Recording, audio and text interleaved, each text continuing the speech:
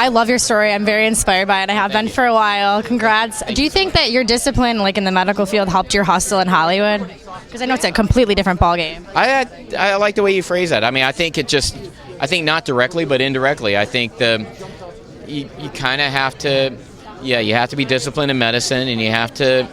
And you have to hustle in a way that you don't really think about as like a doctor hustling. It's not like a pimp. I don't want my doctor to hustle.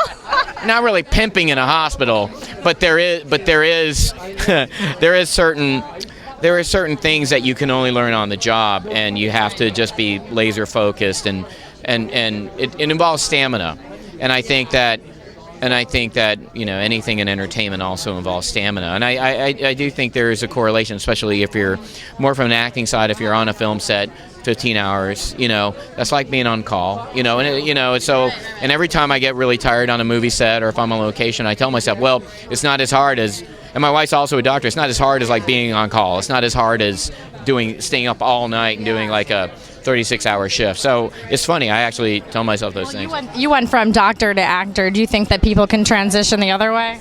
I think it's a bit harder, but I'm sure it can be done.